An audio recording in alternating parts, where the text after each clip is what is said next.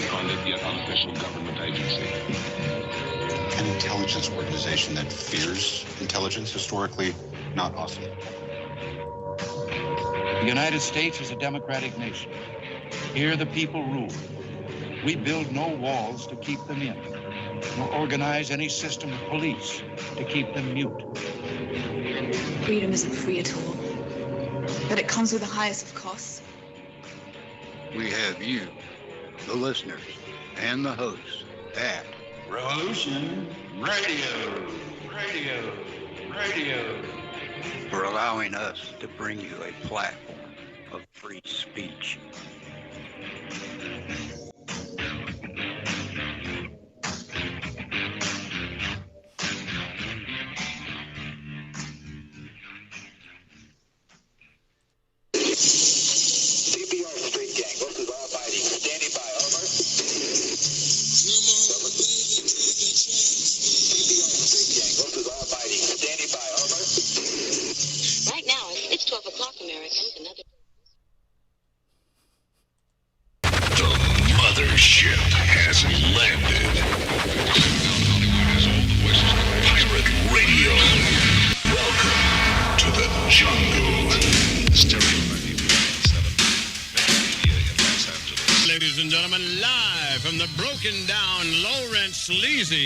Double greasy Pirate Radio Nut Hut Studios. It's time for the very first ever Southern CPR Street Gang, what is all fighting? Standing by, over. CPR Street Gang, what is all fighting? Standing by, over. Right now, it's 12 o'clock, Americans, another day closer to victory. And for all of you out there on or behind the lines, clocks for now. Time's up. Wind is blowing cold and dark. On the road and no way out. Broken hearts, a smoking gun. On the run. On the run.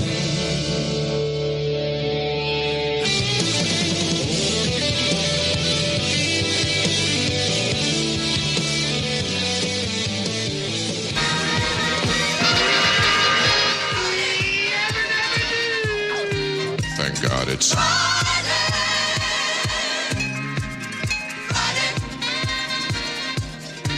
Thank God it's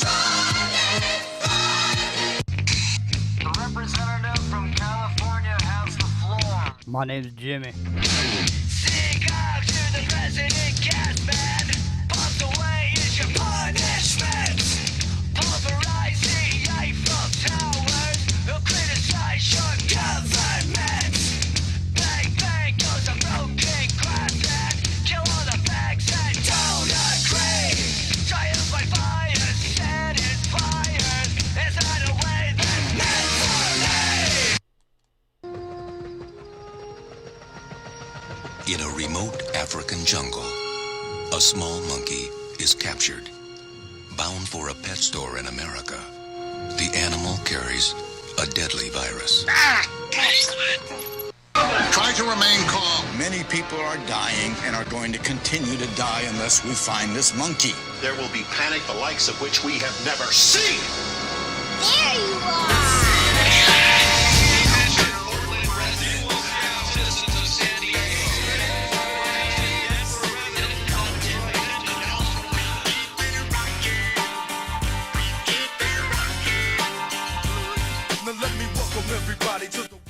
All right, it's California Love. My name's Jimmy. It's 100 degrees in the Santa Cruz Mountains. It's 100 degrees up here. Is it? Is it 100 degrees where you are, Dr. Rev? It is 100 degrees where I am, my friend. Damn. Is that you? And that's California. Is that your 6'4" right there? A lowrider. So there it is. Dr. Rose here with us today. Rockin Rio, are you there? Yes, I am here, and it is a beautiful 73 degrees here in New York. A comfortable 73 in New York City, the Big Apple. So how's the Big Apple? Is it healthy, or is it on the rot? Is it on the down? Is it on the down? It's a brown core of its former self.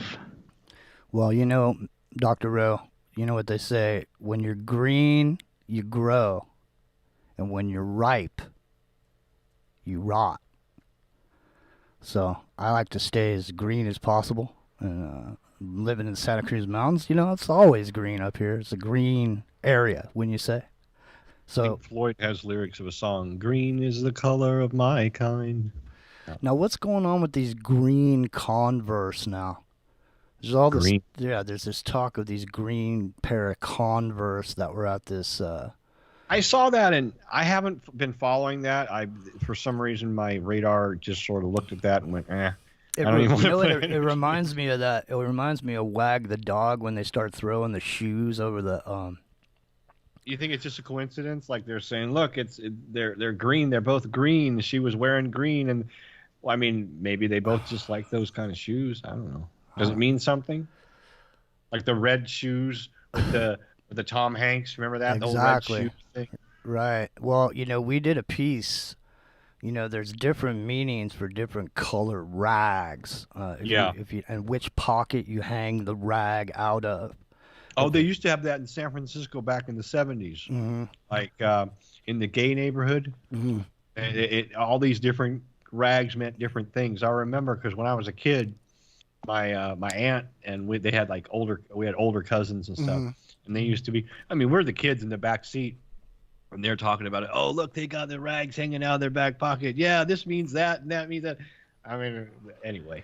Yeah, well, you know, it didn't go away. I mean, it's still there. You can type it up right now. You can search it in, type it in the Oracle of the Gods. In the 80s, in the 1980s, one of my neighbors, who was kind of like gangish kind of a guy, and he was like a drug dealer, and he used to run around with green bandanas. And I asked him. And this was the time when there was blue for Crips and red for Bloods. Mm-hmm. And I was all, what are you doing running around with green? And he's all, that means I deal. I deal weed to both sides.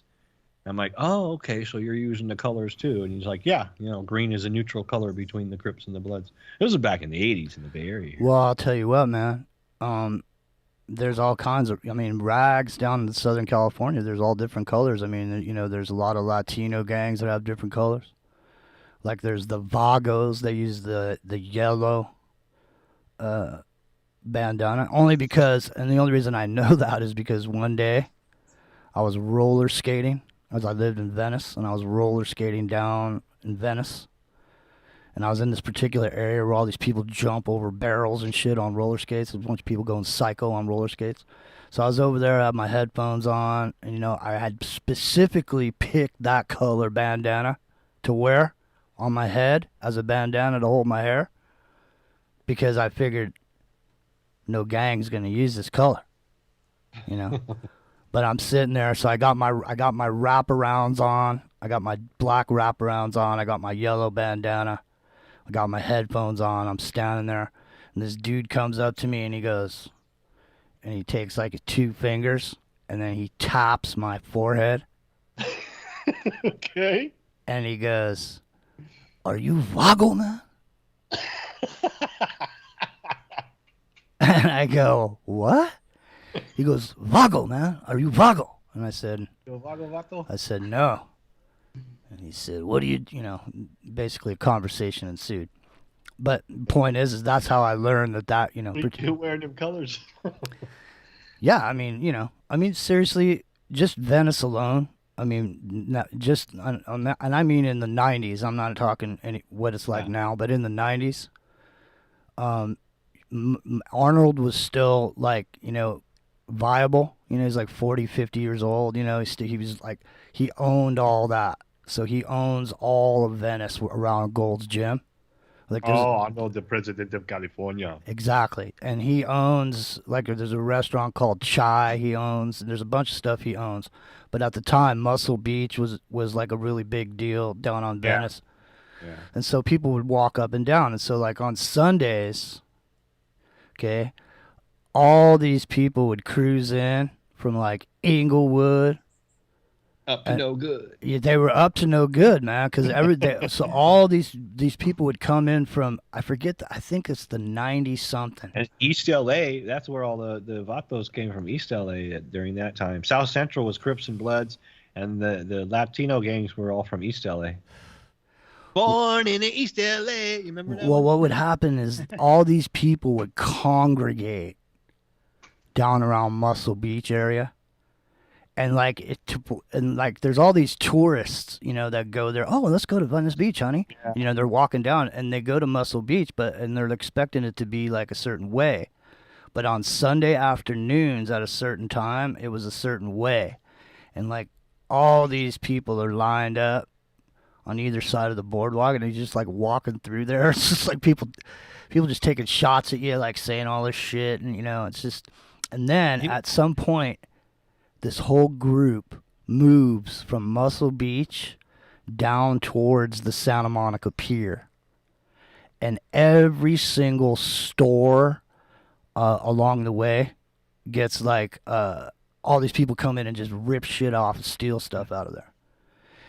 And here's the other part of it about Venice, is people used to get shot like left and right on that boardwalk. People just walk up to, you're just minding your own business. Nothing you did. You just happened to be the poor sucker that happened to be there when that dude did what he did. Yeah. You know what I mean?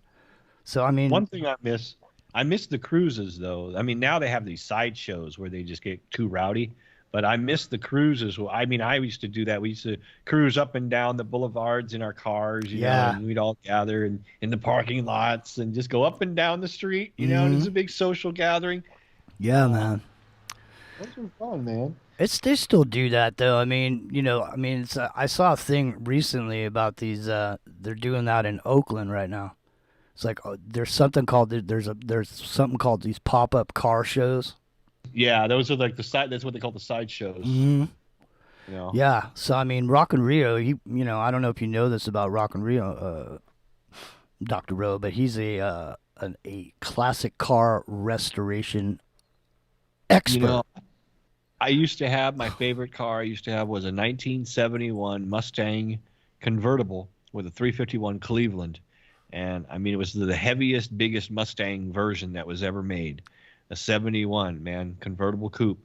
And, I love that car. But that thing, when that back end got swinging around, man. And it had power, everything. It had power windows, air conditioning, power top.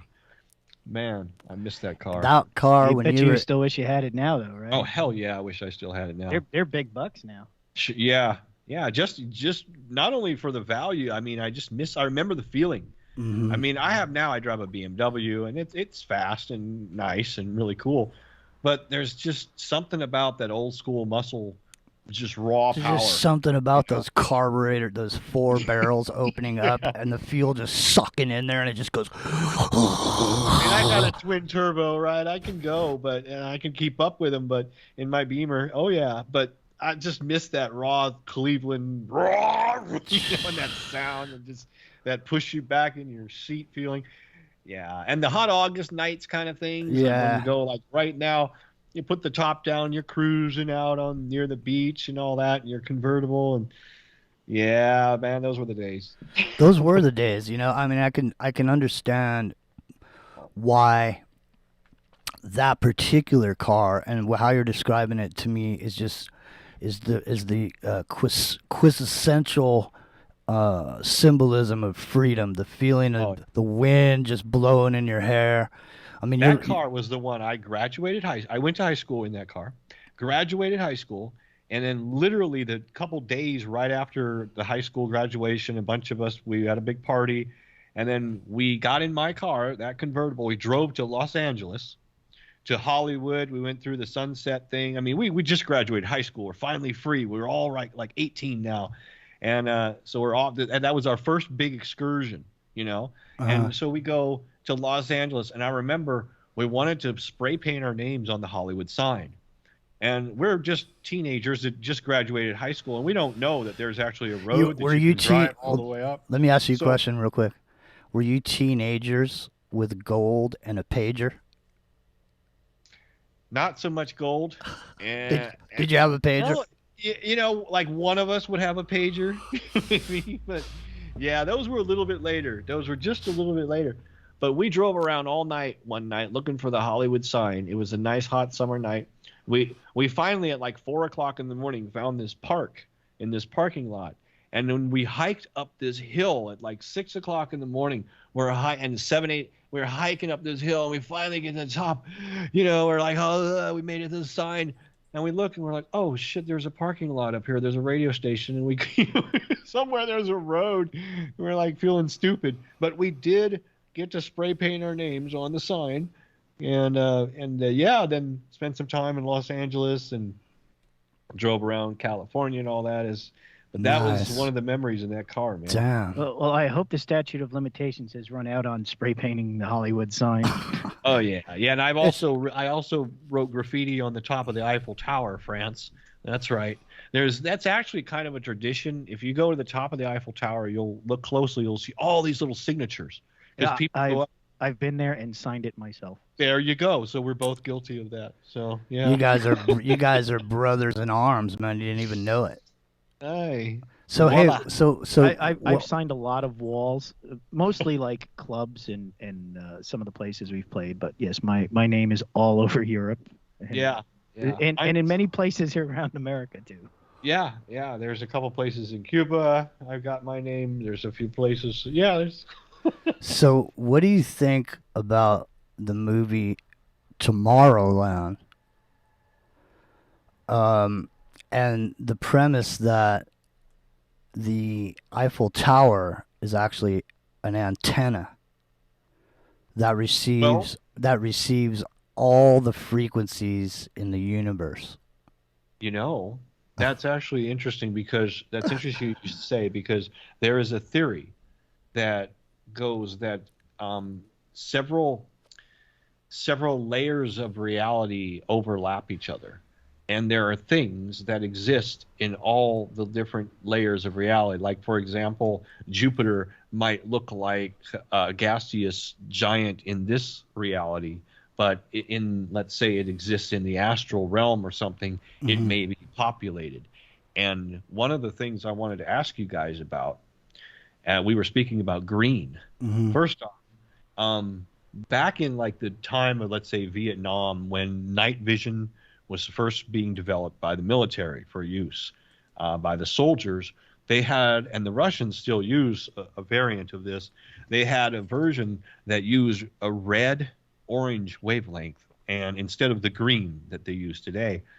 And the reason that they switched was because the wavelength of the night vision that uses this red actually picks up things that normally you wouldn't see with the naked eye, even if there was light. So they had lots of soldiers that were saying, hey, we're seeing stuff that's not there, you know. What, like supernatural things? Or? Yeah, like let's say, you know, like you can pick up, let's say, those orbs, which I've got video. I don't know if I sent you guys, but I have video in my own house of orbs being picked up in the night vision of a security camera. They set off the motion sensor, and there they are recorded, you know, there's beings of light or whatever they are. Now, I did my show yesterday on part of my show on something called dicyanin dye. Have you ever heard of that? Dicyanin, dicyanin. No, but before you go there, hang on one second. Because someone told me something a long time ago. I've talked about it a few times on the air. I've never really mentioned it. I've never mentioned the person's actual name who told my friend this. There is a name associated with it. But it was the premise that, you know, when the wall came down in '86, this premise was that the United States had developed this technology that was orbs. And that they could take like a 3D printer, they could put something on the screen, and then these orbs would then go and create this crop circle that looked exactly like it. So these orbs would go create these crop circles. I have seen video of orbs creating crop circles. That I have seen. More than one video of orbs. That I've seen a video where the orbs came and then they flew around and made the crop circle right there in front of everything. It materialized. And then there's others where the orbs are in the presence of an already materialized crop circle. So this is plasma technology that we're talking about. You know, I mean, so, you know, take it with a grain of salt. My friend, you know, is an interesting individual who's known some interesting people in his life. So, I mean, you know, when he originally had told me this, you know, it sounded plausible to me. I mean, I've never given it a second thought. Right. Well, now there's a guy back in the early, like right at the turn of the 19th to the 20th century, the 1900s. His name was Dr. Walter Kilner. Have you heard of him? No.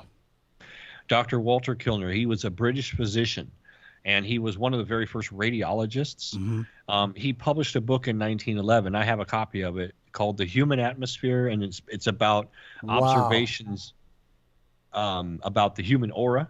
And he used coal tar dye or dicyanin dye that he put between glass plates. Now, this dye to this day is apparently highly classified. It's not dangerous.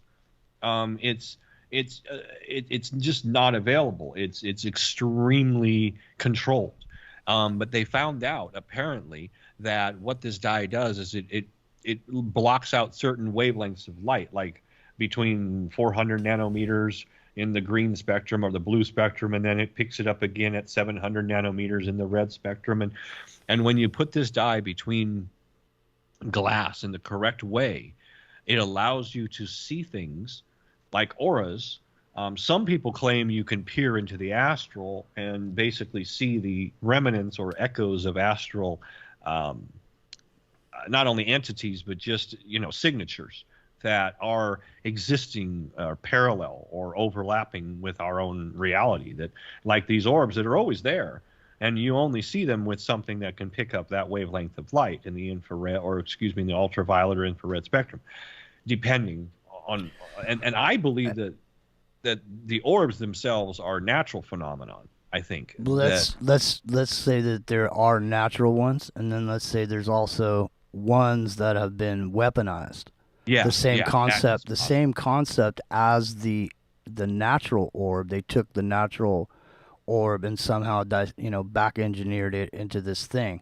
And what's interesting to me, though, what you were just explaining, and I wanted to stop for a second and talk about it, is that suppose there's a force associated with this plasma ball, and the only reason, like you're saying, there's some moments when it's visible to you because it's in the spectrum that you can see with your eyeball. Correct. But then there's other times when that ball then is not there and it's invisible, but the force of the ball is still there. So yes, and not only that, not only visibly, but possibly physically, that it may be phasing where a physical object can phase in and then go just off phase and pass through another, like a wall, like a ghost. So that could be how things can actually materialize. Yeah. Like ectoplasm does this. Mm-hmm. And ectoplasm, it does it in this red wavelength. They've done some. For some reason, I'm seeing this like, the the old TVs when you're changing channels, if there wasn't a channel, there's all this snow and white noise and stuff going on. Yeah. And it's like this moment where you go into this white space for a second and align your frequency with whatever it is that you're passing through. Yeah. Well, you know what I find interesting, since you just mentioned TV and what Mr. Rowe just described about the frequency isolation. You may not realize this, but the new Samsung Quantum Dot OLED TVs, that is exactly how they work. They use these chemicals that actually physically change the frequencies of light and block out certain others to present the pixels on the screen. So there is an active use for that for that technology that everybody can buy. There was these glasses that were called PranaView, and they were made to emulate, like Kilner created something called Kilner Screen, and he and this was also made by a person. Goggles were made by a person named Harry Boddington. Now the people that made the recent goggles have disappeared, and there's no trace of them.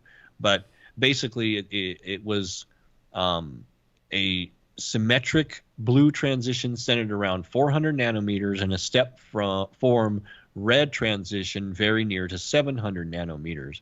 And what it did is it sensitizes the eyes and the visual system of the brain so that the human aura and other things are easy to see. Apparently, the military had some drops that you could use like Visine, and you can put these drops in your eyes, and it will allow you to not only see into the dark, but you can see into the ultraviolet and infrared spectrums as well.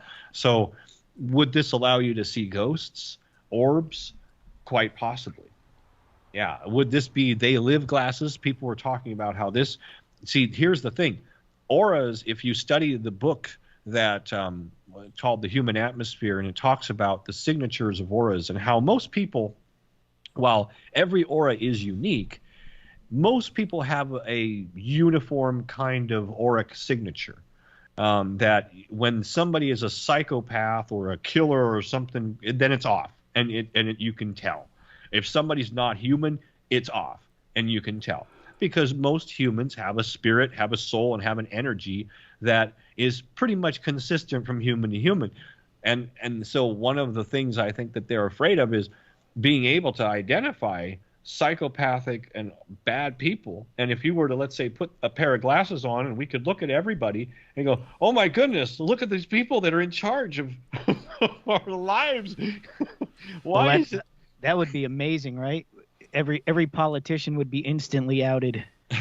And now, a word from our sponsor. They are our masters. Wake up. They're all about you, all around you. Outside the limit of our sight, feeding off us, perched on top of us from birth to death, are our owners. Our owners. They have us. They control us. Sleep. Feeding off us, perched on top of us from birth to death, are our owners. Our owners. They have taken the hearts and minds of our leaders. They have recruited the rich and the powerful, and they have blinded us to the truth. Our human spirit is corrupted. Why do we worship greed? Because outside the limit of our sight, feeding off us, perched on top of us from birth to death, are our owners. Our owners. They have us. They control us. They are our masters. Wake up. They're all about you, all around you. They are our masters. They're all about you. They're all around you. You just can't see them, eh, Dr. Rote? Unless you have... What is this thing called? Unless you have some dicyanin dye. Now, back in the 1920s, it was during that time, I think, when, Nikola Tesla's information, the people that were working on occult revelations, all of that was sort of kind of swept under the rug and put into a little box of, you don't need to know this. We're going to string wires up. We're going to use conventional science.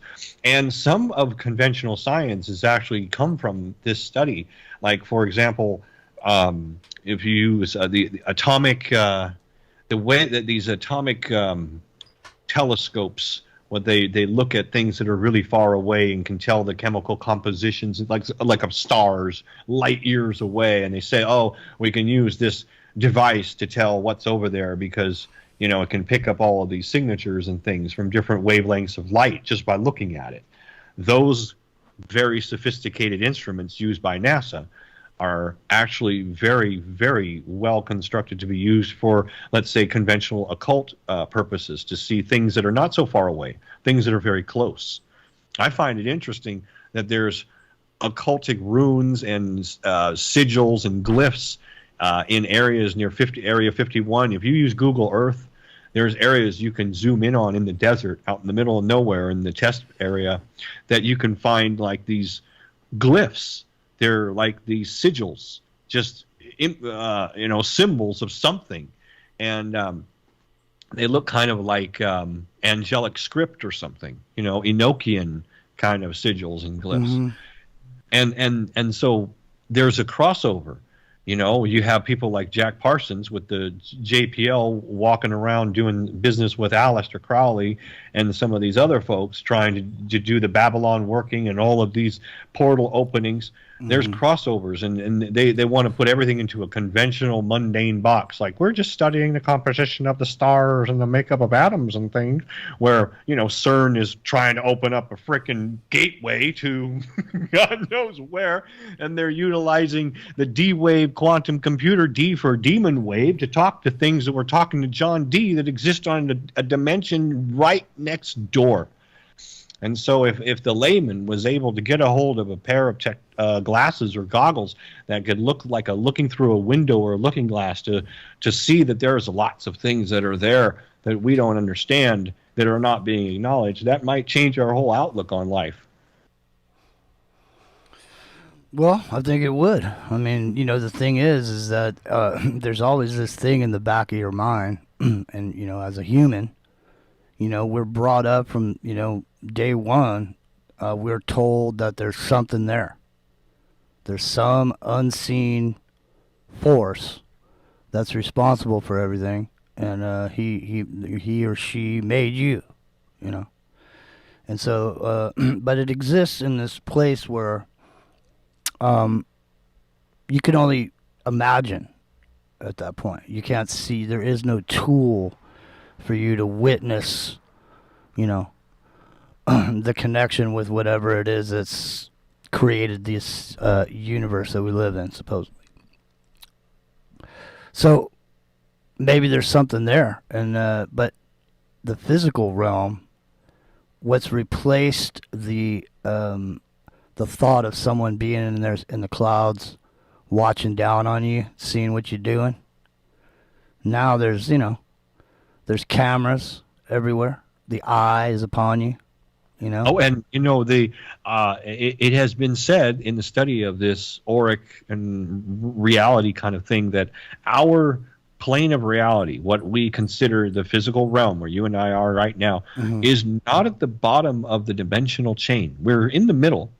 We're in the middle of the dimensional chain, and the realities overlap like blankets, so that we're sandwiched in between realities. And there's sort of this thin blanket membrane that connects each one with another one. That membrane. The 9 membrane worlds. There you go. So now, okay, so this is now, are you saying that it's possible to pierce the membrane with these glasses? Yes. Yeah, at least for the space that's just next door to us. That's just close enough to see, and it was described that there are things that are stable in both realities, like the Eiffel Tower. Yeah, imagine if the Eiffel Tower was some sort of astral transmitting bridge tower thing that is utilized in our understanding of who we are and what we are in our own nature of reality. And what the controllers, quote unquote, really are, and how this whole system is set up. I don't know. Well, I mean, that movie Tomorrowland is about this other dimension where if you're really exceptional, they seek you out, they give you this little button, and you can go over there. And people do. And they're invited in, and they tell them the whole story. They say it's Nikola Tesla, Edison, Eiffel, Jules Verne, and somebody else all got together and built that tower so that it wasn't an antenna. And then there was a secret society around it. And I can't, off the top of my head, think of what it was now. You know, and it's interesting because there are, if you look at some of the studies by Kilner, what he talks about in his book, he talks about certain, and Nikola Tesla also mentions some of these things. Not only were certain things like X-rays and radioactivity and radio waves a thing, but they had things like N-rays and Odic-Reichenbach forces and, you know, just these weird quasi-magnetic things that we don't talk about today, that represent, you know, things that were acknowledged at one point and could possibly be the missing pieces of certain types of things, you know, science today, that for whatever reason we're not permitted to delve into because, hey, you know, if we acknowledge one thing, we might have to acknowledge something else, or it might open a whole can of worms. I mean, if somebody came and said, well, you have this Odin-Reichenbach forces that, you know, what? Well, another wavelength of light or something. Well, you know, that's the thing is it's starting to maybe make sense in the way that, like, because when people talk about, you know, past, present, future all existing in a single moment, you know, and that any of these realities are possible depending on which one you harmonize with, or whatever. So if that's the case, and it is that, I'm starting to think that maybe because you're in one place, you know, past, present, and future is all in one place, that you don't jump here and jump there. All you do is you choose. I'm using frequency as a way to explain it. Is you just move your dial just a fraction to another little increment of whatever that frequency is, and boom. There's a whole other reality that exists based on the way that happens. Yeah, it's kind of like let's see, you're everywhere and everything is happening at the same time, but you're only resonating with the conscious focus at one period at a time, and then when you change that conscious focus, it's that focus, that resonation, that vibration that changes and moves you from reality to reality and dimension to dimension. So do you think this is conceptually what was being talked about when 2012 was about to happen, and people were saying, "Oh, this was going to happen and that was going to happen," and one of the things they said was, depending on what you believed in, was going to happen to you. So there was going to be a moment where the reality was going to split between the people that thought they were going to the fifth dimension, and then there was a bunch of other people who thought the world was going to end and it was going to be all horrible and all the stuff's going to happen. And so if you were the one with the mentality that had the horrible view of the future, that you stayed in this reality. We're still here. We're all still here. And the people that believe the other thing, they're gone already, and we don't even know it. They left. We all suck. We were the ones that believed the end was coming. So we got it. We got what we wanted. Here you are, all of us. Yeah, here we are. We get to witness the end as it happens, right? See, we got what we wanted. That moment in 2012. However you felt in 2012, man, that decided your future. That's kind of like a version of, in a way, of some people believe that's our whole premise for being here, is that some think we are possibly the fallen angels, or that we are being punished in a collective for something that happened, you know, eons ago, and we have to incarnate into this physical realm to atone for whatever karmic sins. That's the whole prison planet concept. We're all in purgatory, man. Yeah, and we don't know it. You know, one of those near-death experiences you had that you lived through. You didn't live, man. You're in purgatory right now. Yeah. With everybody else who didn't live. But it's temporary. We'll get out. I know. There you go. Well, we got to find the key to unlock that door. And I think you know what it is.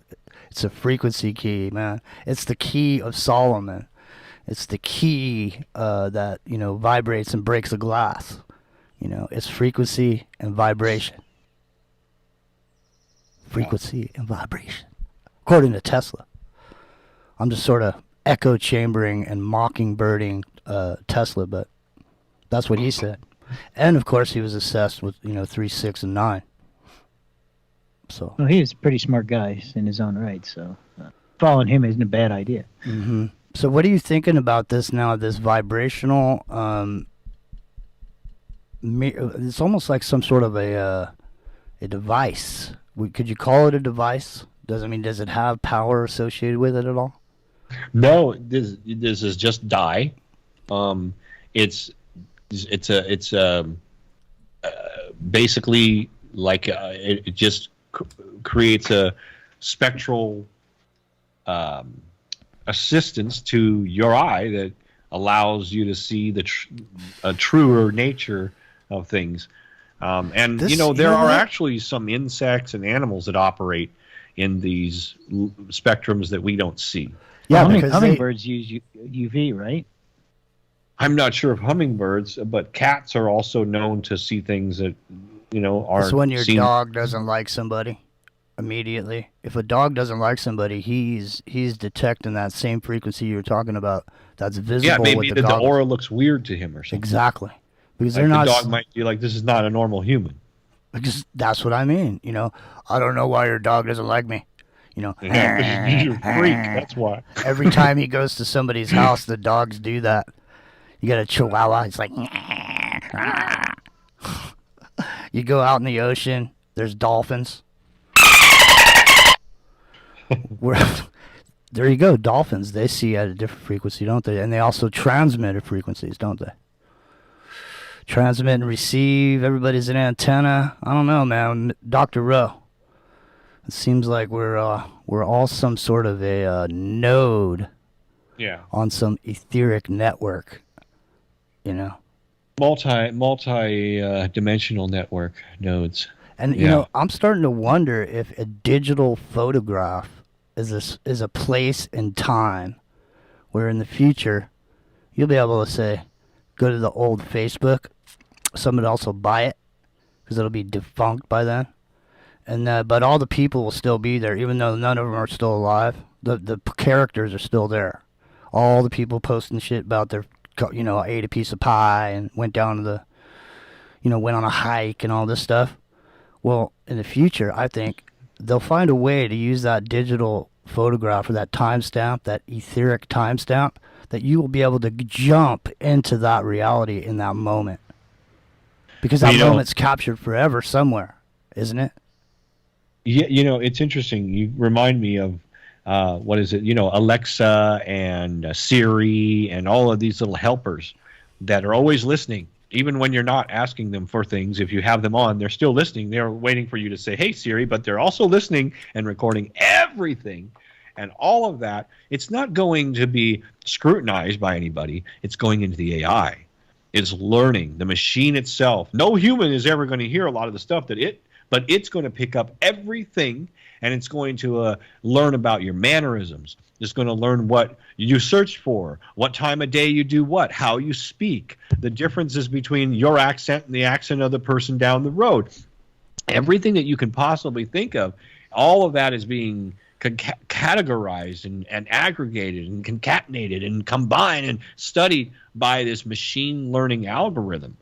And I think that at some point in time, they've been also saying this, in the future, parents will be able to have their children in the metaverse, and your child will never be in the physical world. It will be only in the metaverse, but it will be your child, a sentient being.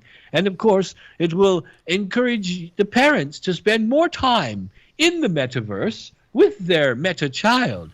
And, if you think the child's going to be some sentient being that's in digital form, whatever, you can think anything you want. I don't think so. I think it's going to be a very clever mimic that the computer will create a simulation of a sentient being, and it'll probably be good enough to fool most people. Mm-hmm. The one thing it won't have, though, is a soul. Exactly. It won't have a soul. Yeah, it won't have an aura. Well, did you see the robotic growing of skin that was going on? No. Did you see that? Yeah, they've grown skin onto the robot it heals itself after it's been wounded. Oh, like the Terminator. Yeah, kind of. Kind of like the Terminator. I don't know, man. This sounds like a lot like wave divisional multiplexing. You know what's really creepy? People talk about how technology, that whatever we see here as state of the art, is they've had it, in the black world for like 40, 50, or even more years, right? So that means that things that we see today were around and available to them 50 years ago, like back in the early 70s. I mean, is that a mind blower when you think about it? And then you're talking about robots that grow skin. We could have full-on synths running around. I'm sure we do. There is speculation about some people like Eminem and Dave Chappelle, right? Yeah, and these basketball players like LeBron James. No, he's just an idiot. Well, the way that he's a billionaire. The way that he's a rich idiot, but he's an idiot. The way that your internet gets to your house over fiber optic cable is wave divisional multiplexing. And the thing about it is, and the reason I'm bringing it up, is because it's light that's going down, and just imagine a rainbow in each color. And in each color, there's a shade. Okay?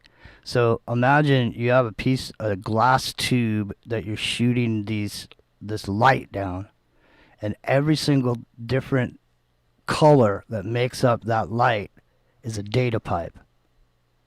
And wave divisional multiplexing is the way that they separate out the spectrum and transmit data down separate data streams down different colors of the spectrum or frequencies.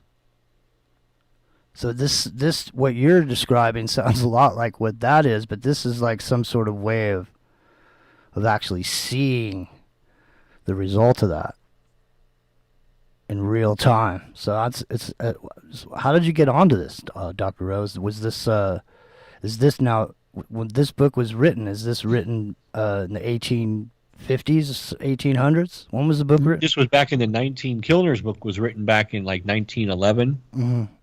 And he was one of the first radiologists, and he was looking at human subjects through different types of mediums, and then he found that for whatever reason that he could use this dye through a glass screen, and there's some other modifications and things that he made that would allow him to see this. Didn't you also find a lens?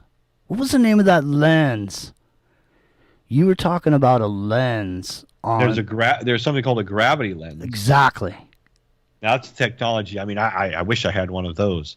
Now that is an interesting piece of technology. It was actually developed by TRW, and the gravity lens is similar to what is it? The chronovisor. It doesn't work the same way. The chronovisor, which is a different technology, supposedly looks back into time. The gravity lens looks into the future, but it's like a window. So it's like a screen similar to like this Kilner screen. So like you have a glass that you look through, and you see down the timeline whatever you're looking through, and it's only accurate to about, I'm not sure if it's 10 minutes or 10 hours. I want to say 10 hours out. So they can see about 10 hours out. After about 10 hours, there's so many splits to the time streams that the accuracy diminishes. But they've proven that it's pretty accurate. And then, of course, the further out you go toward 10 hours, the less accurate you get, because there's just too many time streams that are splitting. But this gravity lens allows you to see through time, and what it does is it basically is a lens that works on gravity, which gravity is related in some way to time, and there's these things called P waves and things. They can compress time in a box. They could spread it out. It's really bizarre. They can create an environment where time moves at a different rate inside the box than it does outside the box. So you can put something in the box and it's aging at a different rate. I'd like to position it about 3 minutes before the betting windows close at the Kentucky Derby.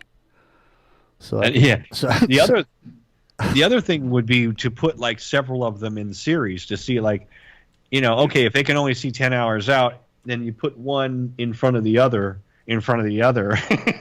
stack them up, or put one in front of a video camera or a television set. Then you literally could see what's happening, in the future down there. So, yeah, that's me, Rio. I'm just logged in on my other channel, so that's why I'm not a moderator on our YouTube channel. And speaking of our YouTube channel, ladies and gentlemen, before we're coming up to the end of the hour here, so I want to let everybody know we're going back to our main channel. Our last strike is gone tomorrow. So we've reached the 1,000 subscriber mark. So now we will be doing back to the main channel, Into the Microcosm with Jimmy Jean. Starting maybe tomorrow. I don't know what time. If it's midnight tonight it goes, or I have to wait until midnight the next day or whatever. But either way, we're going back to the main channel, and like I said, we got over 1,000 subscribers now, so we can do members only stuff, and we can do super chats and everything else. So just want to let everybody know. Dr. Ro, tell everybody where they can find you, because I mean, crypto's been going wild. I know a lot of people are hating on crypto right now, but just like they always say, before crypto there was gold, okay, and people would always say, when the price of gold goes down, it's your opportunity to buy. You know what I'm saying? So even though there's haters right now on crypto, there may be opportunities for people to gain extreme wealth again, just like that happened at the first round. It's just so volatile right now. Crypto is just, it's still like Bitcoin is still one of the best performing, if not the best performing asset of all time still. I mean, there was at one point just about a decade ago, a little over a decade ago, where it was literally nothing. It was less than a penny. So, and it's still around, and people, it's only at 30,000 and it's gone up to 60. Well, it's extremely volatile.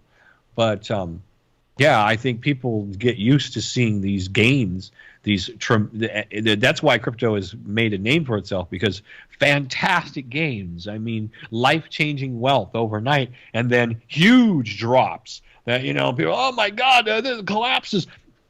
That's the nature of the wild, wild west of a new technology. Well, that's also, I think, was planned, right? Get it up real high and sell it all off. Crash it and take the money from all the people with the small investments, right? I think that still might. I don't think that is planned out yet. I mean, I don't think that scenario is fully manifested. That if that is the plan, I think that Bitcoin has a way to go.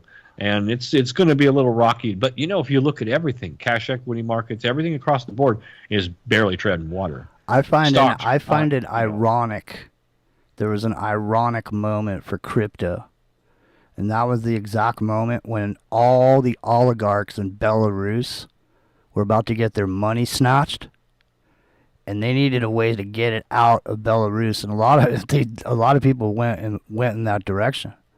Let me tell you one thing real quick. Crypto and blockchain and smart contract open source that are created by us, our own AI, is the only thing we have to go against BlackRock's Aladdin. Mm-hmm. BlackRock's Aladdin AI is swallowing everything up. And the only thing that's going to even be close to being able to compete with that would be algorithmic smart contract blockchain technology that's open source and decentralized. Otherwise, Aladdin's going to swallow everybody up. So all you people that are dissing blockchain, it's better that we learn the system and to make our own system that we can use and say, we don't need your system, sir. Thank you very much, but no thank you. They're screwing the world up. We don't need their systems. We don't need, they're going to make everybody go in these regulations, go conform. No, not if we just say no. I saw something the other day, and I don't know if it was true, but somebody said that you could pay your bill and get a discount if you paid in Bitcoin against the dollar. They'd rather have a Bitcoin than a dollar. So I found that to be companies. I found that.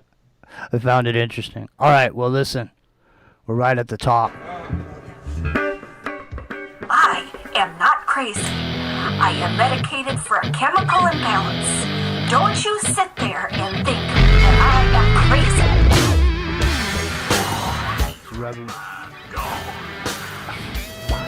It's Revolution Radio. It's Into the Microcosm. We're going to be right back after some station identification. Find yourself a show that you like. There's plenty of them. Studio A, Studio B, Hawk's Nest, over there in the middle. This is Kingfish.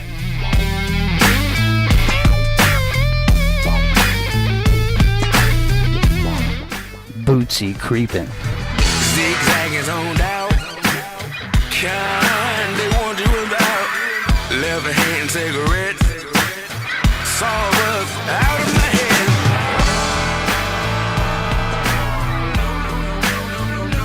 What's that creeping? What's that creeping? Oh, no. Well, the city is sleeping. Loud shadows of the night.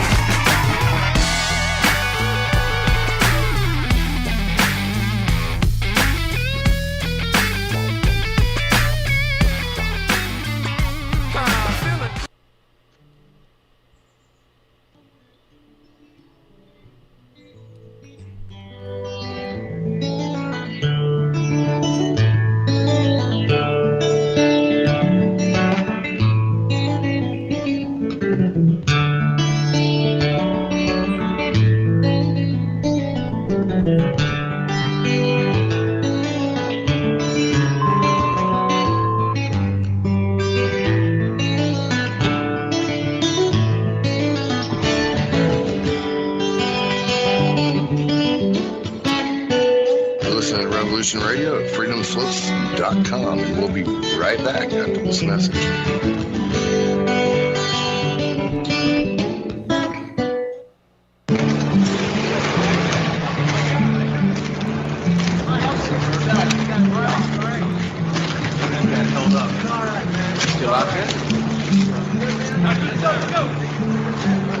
You going back in?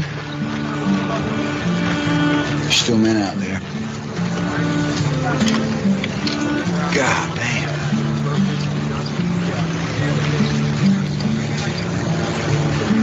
When I go home, people ask me, hey, Hoot, why do you do it, man? Why?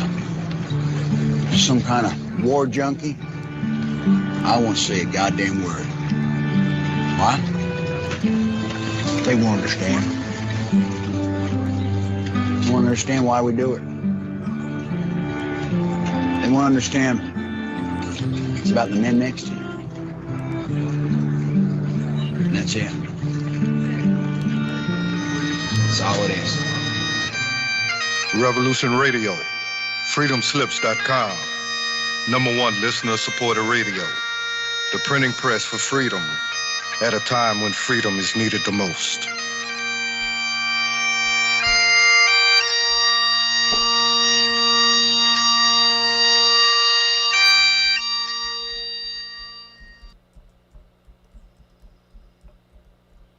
I am Bill Johnson. Some consider my efforts to be an underground law school. I am not an attorney, and I do not give legal advice. I teach. That's lawful and legal. Consider yourself served. You are to appear Wednesday nights, 10 p.m. Eastern, Studio A. My forte? Foreclosure and contract law. Grab your legal pad and pen. Learn a broad spectrum of law, spanning administrative, criminal, family, tort, and federal law.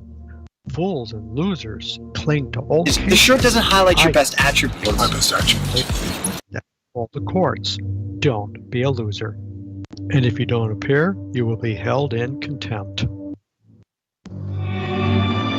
I will defend myself against their tyranny. Number 3 is my radio broadcast. I'm squarely in front of the public all the time, and they all know what's going on.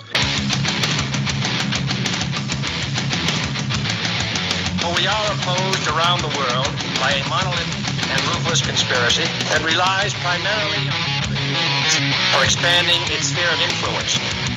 Hello, my name is John Wayne, and I do a broadcast here at freedomslips.com, revolution.radio, called The Unequivocal Truth, DEFCON 1. Freedom and fear.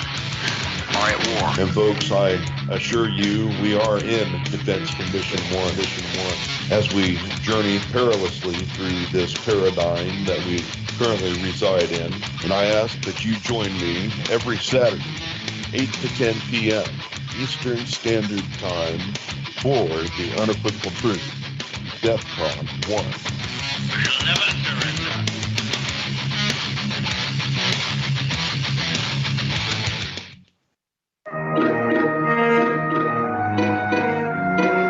The original machine had a base plate of prefamulated amulite, surmounted by a malleable logarithmic casing, in such a way that the two spurving bearings were in a direct line with a panometric fan. The lineup consisted simply of 6 hydrocoptic Marsal vanes, so fitted to the ambifacient lunar wane shaft that side fumbling was effectively prevented. The main winding was of the normal Lotus Oak deltoid anendermic semi-boloid slots of the stator, every 7th conductor being connected by a non-reversible Tremie pipe to the differential girdle spring on the up end of the gram meters. Thank you for listening to Revolution Radio, taking the confusion out of transmutated lunar girdle springs for 4 years and running. Revolution Radio, the #1 listener-supported alternative media radio on the planet.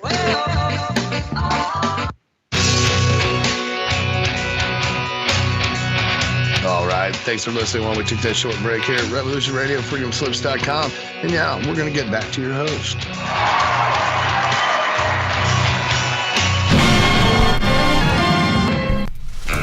Walk Factor 8. Their mission, to boldly go where no man has gone before. But outer space has other plans. And now, their mission has changed. There's just one thing I want. Revenge, Captain? Why not?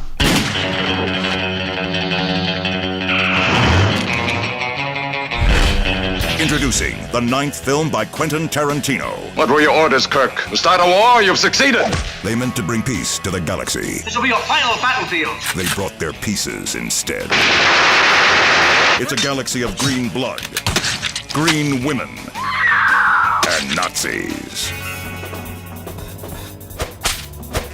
Tell me your orders. You were sent here to kill our Führer. Confess!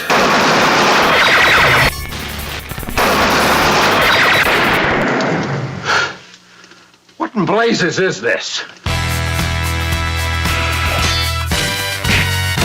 Captain Kirk, the captain's log isn't the only wood he's packing. Captain. Mr. Spock, half Vulcan, half human, full killing machine. Bones, this doctor is the real McCoy. Uhura, sending out vibes on all frequencies. Sulu, deadly at the helm, even deadlier with a blade. Chekhov, one badass mother Russian. And Scotty, he'll give you all he's got. I didn't say the Enterprise should be hauling garbage. It should be hauled away as garbage.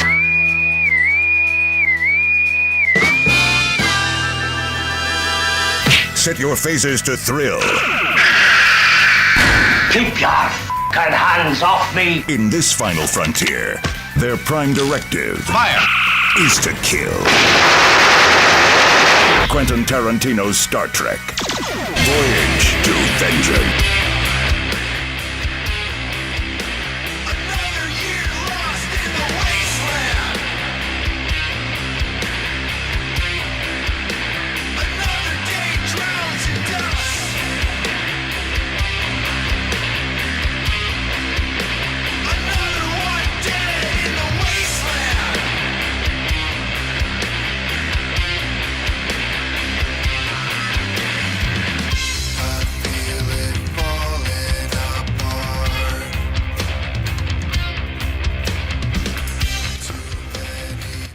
It's Revolution Radio. Mine's Jimmy. It's hour 2. It's Friday. Somehow you made it here. We made it to the end of the week. It's like every week is like running an MFN marathon with the barrage of information coming at you 24/7. And you tuned into the right place, because the information never sleeps at Revolution Radio, freedomslips.com. Come on down, become a supporter. Mom's Jimmy, sitting in the microcosm, sitting here with Dr. Ro. Rockin Rio. This is the early show tonight, 9 p.m. Pacific. We'll be back. This is King Buffalo. Burn.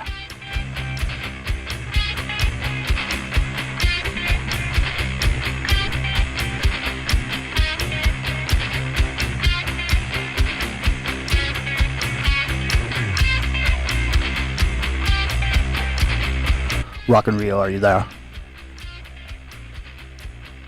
I am here. Let me ask you a question. I know you've been working and you've been doing... Hang on a second.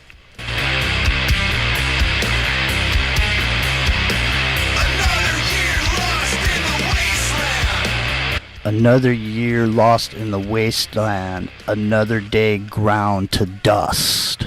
And that's exactly where we are, Rockin Rio. But that, put that aside, King Buffalo. That song's called Burning.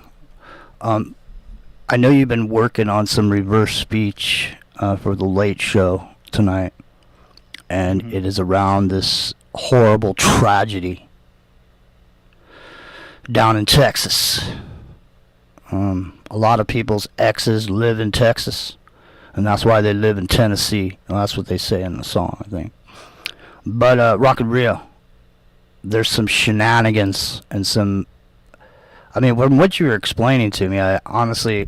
We're trying to have a little bit of a good time here today, right now. So I don't want to get too far into that, what's going on. Because it's kind of sad what you found. Talk a little bit about some of the subjects for your reverse speech tonight, because I mean when I say subjects, I mean the persons that you were running the reverse speech on, because there were some children that you ran some reverse speech on, and I know you were trying to get to the Mcconaughey thing.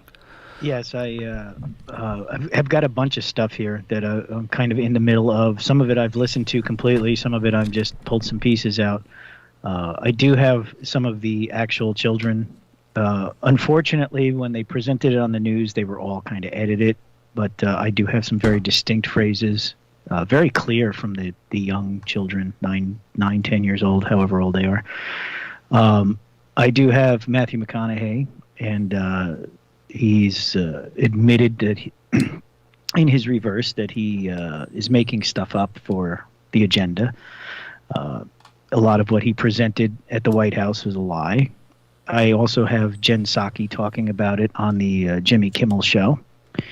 And surprisingly, I have Joe Biden, for the first time ever, acting like a human.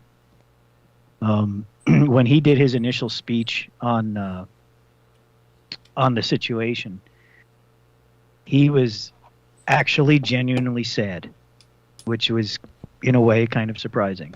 Because as creepy as Joe is usually, it was actually kind of shocking to find that he actually really felt bad about it. So what you're saying is that he was saying things, feeling bad, going forward, and he was also congruent in reverse, but feeling bad in reverse. Right, That's probably because he forgot how to be a villain. He's so far gone in mind. He's probably turned into a regular human being in his old age. Go ahead. Well, my thought on it is he wasn't part. If this was a planned thing, he wasn't in on the joke kind of thing, and he was truly saddened that the kids were in the situation they were in. Which, like I said, given all the other stuff I have on Joe Biden, was actually kind of surprising. But there it is. So now, as far as the McConaughey thing goes, now he's, I saw him, here's the thing. He's been trying to build himself a little bit of a following. He's been trying to do podcasts on YouTube. And it kind of started back during the pandemic. Mm-hmm. And there was this one video of McConaughey, and he was out for a hike somewhere. It's in the middle of nowhere. And he was like on the top of a mountain, and he was standing on this ledge. And he was wearing a mask. Well, he's definitely virtual signaling and all that stuff. I'm just saying. In the reverses, I have You know he's lying. Like he just comes, he's making stuff up as he's going along. Somebody else in the Revolution Radio chat room brought up the green shoes. All right, the green shoes that his wife is sitting there holding are not the green shoes from the little girl. The green shoes from the little girl are locked away in an evidence locker in Texas. They're not sitting on the woman's lap in the White House. And they present it like it's the real deal. And it's like they're just up there like spewing all this garbage. Like he's trying to make himself popular. He's not a popular actor anymore, right? His time is kind of on the downhill. So now he's doing Buick commercials and he's making anti-gun speeches at the White House. But in the beginning of his speech, of course, he talks about how he grew up with guns and how he learned to respect them and his whole bit. But now he needs to take. That's like saying my best. You can't have guns, but some of my best guns, and the guy next to me can have guns to protect me, but you can't have guns. It's like saying some of my friends are black. Yeah, exactly. Exactly. Some of my best friends are black. Yeah, some of my best friends own guns. I never liked. Well, I'll just say this. I'll say this. I don't get involved in the gun subject often. And it's not because I'm not into it or whatever. It's just because there's a reason for it, and it's a good reason. It's part of the reason that the dude who potentially perpetrated this tragedy was in chat rooms. And he wasn't necessarily, he was in Discord chat rooms. Yeah. So the thing is when gun conversations ever come up in relation to the alternative media, you know that thing, you might be a redneck? Well, if you see gun conversations going on, you might be a fed.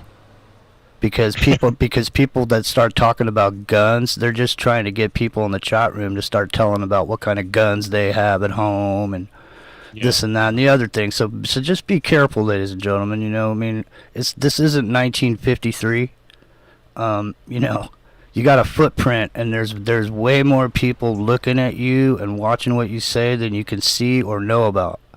And that's part of what we're going to be talking about here in the second hour. But I wanted to give Dr. Rio a chance to finish up on the lens and the what was that other thing called? For some reason, when you said it, the Dyson spheres came into my head. There's the TRW gravity lens, which is a highly classified piece of technology. But then what anybody could get, it's very difficult to. There are actually still a few of these glasses out there that were made before the guy that created them disappeared without a trace. The last price I saw for a pair was $8,000. They are on the internet. But over a period of time, the dye does wear down. But there's also scientific information on the scientific chemistry sites, and I have a copy of how to create this dicyanin dye. So if there's a chemist out there that really wanted to create it, they could. That's the thing. You would have to make your own. It's interesting that this technology or this stuff has been around for so long that it's just been kind of one of those obscure things that's been set on the shelf and moved to the side, while life goes on. Well, it's interesting because our ability to perceive something is preceded with our ability to look at it or observe it. I think, and the biggest proof that there is something there is with these new night vision cameras, that are seeing orbs and things. And it's a little bit different spectrum, but that's just the tip of the iceberg. That's just the very beginning of the wavelength. I mean, light is nothing but part of the electromagnetic spectrum. What we see in visible light is just a very small. If you ever look at the electromagnetic spectrum and you see, it goes all the way down to sonic sound waves and then radio waves, short waves, long waves, and then up past all infrared, ultraviolet, and you get the microwaves and X-rays and cosmic rays at the very top of the spectrum. It's a huge spectrum. And visible light is this little tiny portion. Radio waves are involved in there, everything. And so we're just a small tune of this it's all connected. The whole wavelengths, the vibrational energies, the spectrums, whether we're looking at something and seeing it or hearing it or feeling its effects, like the microwave cooking your food physically.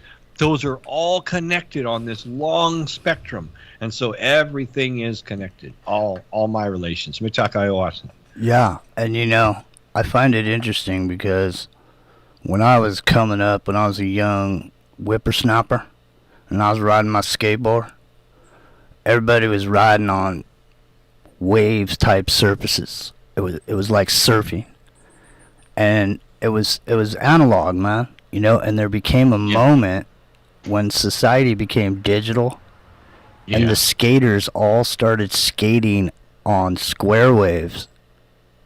You know what I'm saying? The way they're riding on curb and riding, you know what I mean? Going down rails, I've never thought of that, but now I'm kind of like... You see what I mean? Yeah, I know what you mean. Yeah, like before it would be like smooth hills, and now it's over curbs. Yeah, riding on, just everything that's not round. Everything that's square, the new skaters were all on that. And they also changed their wheels to these wheels where it fucking just grinds. Whereas before, on the other skateboards, you had those big urethane wheels, and you're just sitting there going...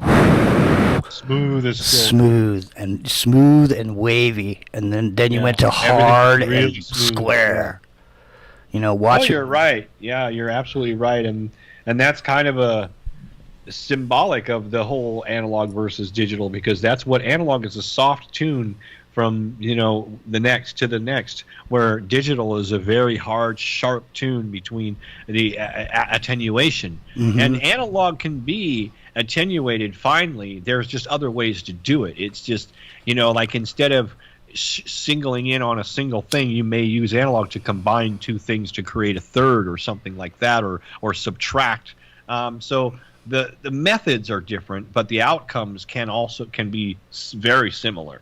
So there's you can't say one is better than the other, although I'm affinity toward analog. Yeah, well, I mean, definitely I would say I would rather be on a nice roundish wave than trying to skid the center of my board down the corner of a square wave. And that's what we are, creatures of that. Nature has very few straight lines. I mean, you have maybe a few in crystals and things, but carbon-based life forms are we are that sort of analog derivative of nature. We're not a digital silicon-based computer type derivative of whatever you want to call it. Yet we're on. We're on our way. I mean, who knows what's in these microplastics? When you take the DNA editing, it is you that is changed. That's why when you will own nothing and love it, man. Because what else is there? In other words, you were saying earlier about these babies in these tubes where they can be in the metaverse. I mean, it's the same thing as the Matrix movie itself, is the drawing of the energy from these people submersed in this liquid that feeds them while they endlessly click their mouse. Until the end of time. Riding the square wave. Straight into the future. We need an inverse renaissance. We need to go back to I think we should go full stop right now. And then reverse back to 1900. And then just put everything aside that was between 1900 and now, and just hold on to it. Just get rid of it. Just put it aside. And let's rethink things and do our own reset and say, well, let's look at Tesla. He was beaming electricity for free. Let's start there. And we can take all the wires down. Have you seen this talk that there's some major document been released from one of the lettered agencies, and in that document it says that Tesla is a Venusian? Really? I heard something about, I don't know about Venusian. I know that he supposedly talked to things that Venus, man. Yeah. Seriously. That's what I mean. That's what they say. And then he frequencied out. He was here, and then he Maybe he was like related to Valiant Thor. He might be. Because he was supposed to be from Venus. You know Valiant Thor, right? He came to the White House and he visited, and they tried to make a deal to say, look, we'll give you the cures to all the diseases and all this good stuff, free energy, blah, blah, blah. All you got to do is no more nuclear weapons, no more wars. And the United States was like, no. The United States said, I'll show you some Valiant Thor. Kinetic weapons. Suck. We're going back to Venus. I'll tell you one thing, man. I heard some report the other day. I don't even want to repeat it because we're trying to have a good time. So Rockin Rio tonight, you got the Reverse Perverse Circus on the Late Show, 9 p.m. Pacific, and maybe we'll come on over here. I don't know who's doing what over here, but you guys are welcome to merge. We're going to be on YouTube in the Microcosm Jimmy Jean Strike Zone, so you can join us over there. So the metaverse babies clicking in an endless food supply. Mm-hmm. And then moving into the 4x6 PVC tube in the and parents, look at the good news. If you have a metaverse baby, you don't have to buy baby formula or food at all. There you go. Well, you do in the metaverse. You're gonna have to use that metaverse money. Whatever that's gonna be. You'll have to pay your virtual F-bucks, right? You've been playing a game. Your Zuck bucks. You've been playing a game of The Sims. You'll buy formula with your Zuck bucks. Have you ever seen? They have these things, man. It's like a baby. Women carry them around. They say, "Oh, you want to have a baby?" Like they go like this. They go like this. They go like this. They go down and go, "Yeah, me and my husband, we're thinking about having a baby." And they go, "Oh, you want to have a baby, huh? Well, here's this little device. I want you to take this with you, okay? From now on, this is your baby. Okay? It's about the size of a Bic lighter. All right? And so now the woman or whoever it is that now anybody can adopt babies, so it doesn't necessarily have to be a woman. It could be anybody. It could be Pete Buttigieg. Be like taking care of an egg. Yeah, and so every now and then it goes off. And then it cries, and it does everything that a baby does. And by the time you go back and turn in your little device, most people use contraception after that. They had some sort of Japanese keychain creature pet. I was electronic just pet. thinking about that. Yeah. You had to feed it every so often, right? Yeah, or it'll die. Tamagotchi, was that it? I think so. Yeah. Yeah. Yeah. I it's funny. I remember that too in when I was in high school, that they had a program similar to that for the girls where they made them carry around a doll for a week as a baby to discourage teen pregnancy. That's crazy. So I've been on the job market recently. I had a job, and then they didn't get what they thought the contract they were going to get, so I got laid off, and then I got another job. So, but in the process there, in the middle, I was looking at these different ads that were going across this technical, agency that I frequent to see about job offerings.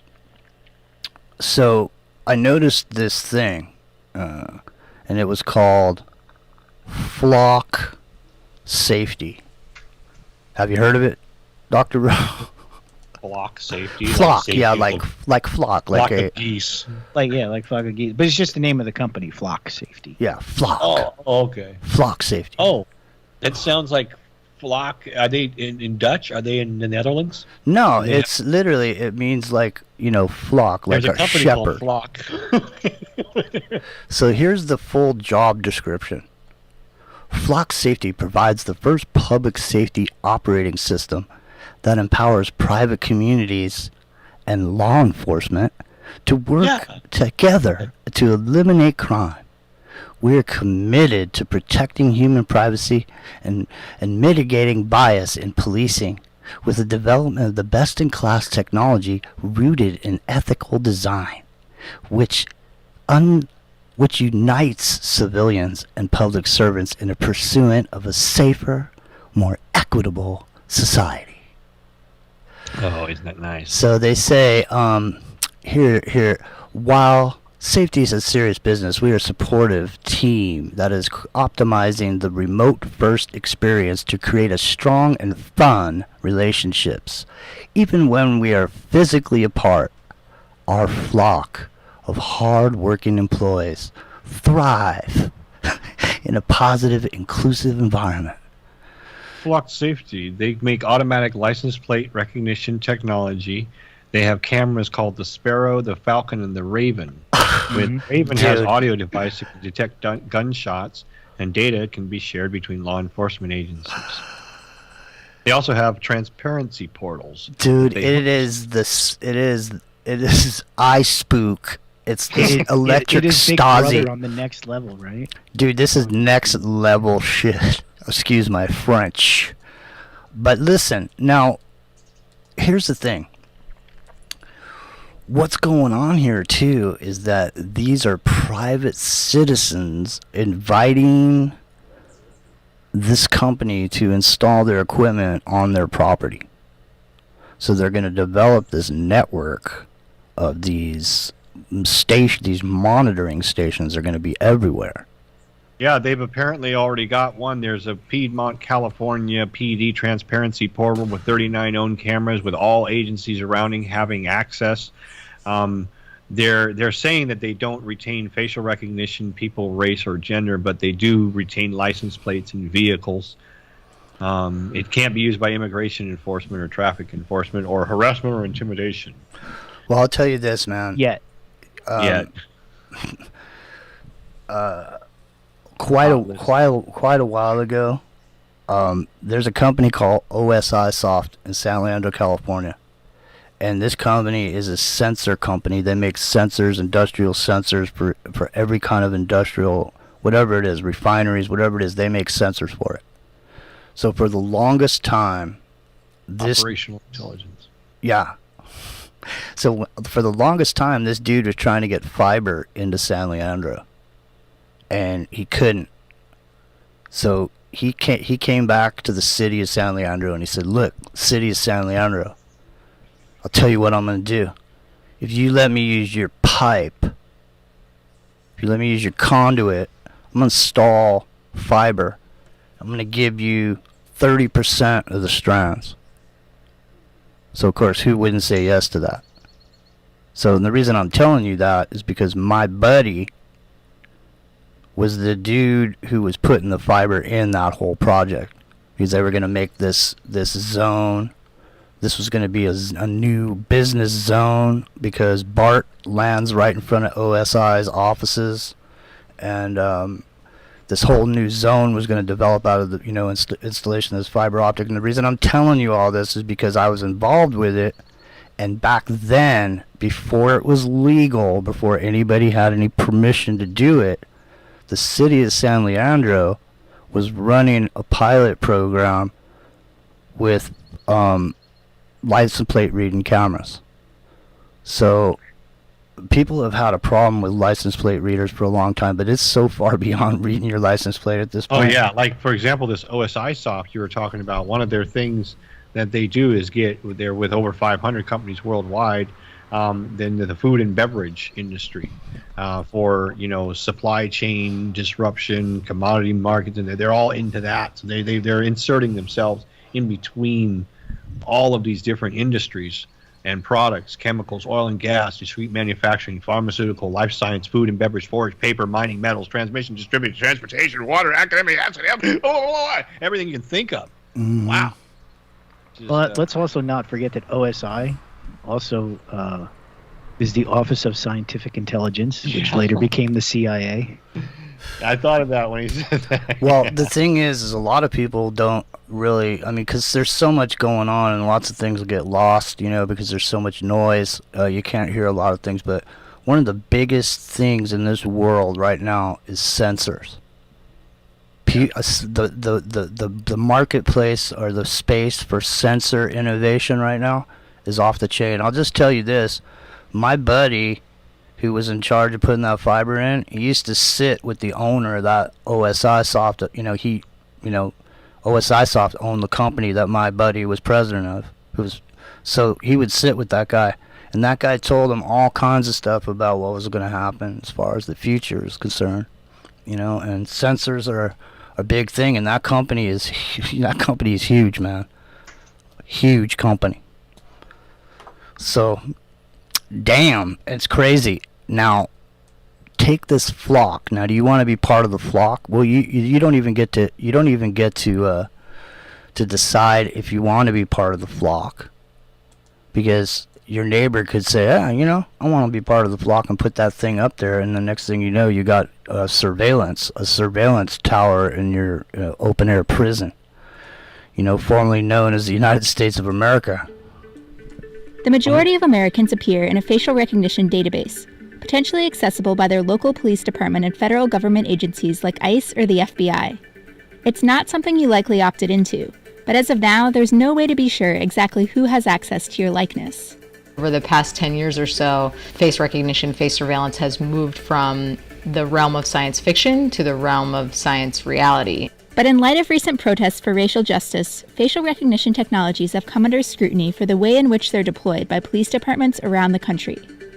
Protesters worry they're being tracked, and I want to stop it there for a second. Now, believe this or not, one of the biggest problems with facial recognition is it's not very accurate if you're a person of color.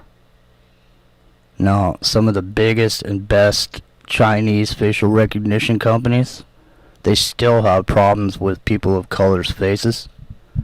And so I just want to say, if you ever get caught up, if you're a person of color and you ever get caught up in some facial recognition shit, definitely look into that. There's a lot of data around that. I don't know why. Tech will exacerbate bias. Nobody can get clear answers about who is using facial recognition and how. These technologies do not work the same across different groups of people. And oftentimes the people that they fail most on are those who are already marginalized in society. Well, let me say this. How about this? Let's say, Dr. Rowe, you decide you want to put one of these up at your house. Okay? Now, is there potential for you to generate some revenue for yourself by selling the facial data of all the people walking by that neighborhood? Because you see what I mean? You see what I mean? Because people pay for that data. So whereby is, hey, we don't. Nobody cares who walks by my neighborhood. No, I'm just saying. Say you wanted to know what they're getting to the point where they're in the eye of the needle at this point as far as being able to determine demographic and market space. You can fool it, like that picture I just posted. Mm-hmm. There are people that have figured out, especially like in Hong Kong and China, that if they put certain patterns on their face. And a lot of times it doesn't have to be very sophisticated. It used to be black and white stripes or something, or pyramids or lines. The facial recognition fails, and it can't get a lock. It can't determine, It's kind of like the same way they have those CAPTCHAs where they say, type the letters that you see, and it's a squiggly A with squiggly lines in the background and a little case B. Your eye as a human, you can detect that, but the artificial intelligence that is working right now for object character recognition, that's not sophisticated enough yet to beat those things. So that's why they have those things with squiggly. It's the same principle.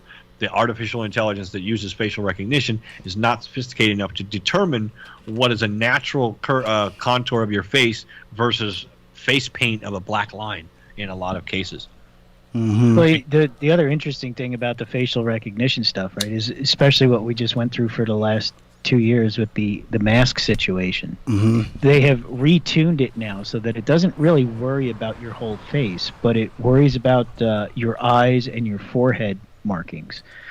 So those are the key points that it zones in on now. It takes most of the readings off your eyes. And then they'll also add some other factors, like some other metrics, like your gait, how fast you walk, your body mannerism, how you hold yourself, that kind of thing. Yeah, and actually they can do ear prints too. Mm-hmm. Well, the bottom line is they got you. If you're out there moving around, they got you. And they get you in more ways than one. So another way, once you've been recogged or whatever, once you've been recognized, then you become a subject. Okay? A subject is something to be investigated. A subject is a bowl of like a grip of information. So as you walk by, you're identified with your face. Boom. Now, are you a subject? It depends. Where are you? Well, you happen to be in this really high-end shopping area. Suspect. Well, you're not you're a subject and a suspect. You're not suspect when you're a subject. But as a subject, you could become suspect once your data is unlocked. So, and that's exactly what we're going to talk about right now. So I'm glad you brought that up. Rockin Rio. Chicago Police Department. Dirty bastards that they are. Yeah, they got into the whole Clearview AI thing. Mm-hmm. They started. They got themselves in a little bit of trouble with that, which is, Clearview AI, of course, is Facebook. Their facial recognition that they used to. That was the whole thing a few years ago. Is they used it to determine whether your friends posted pictures of you so that you could automatically be tagged in it, right? So that eventually the police department started using that as saying, oh, well, now I can just run a picture into this and, I can use Facebook to figure out who it is. Right, and so even if they're not allowed to do it and they have a phone and they go, okay, Dr. Rowe, you wait here in your car. I want you to keep your hands out the window. Yeah, whatever. Do your job. I'm going to go back to my car for a moment. And they go back to their car, and they go, "Tuk-onk," and they look up your Facebook.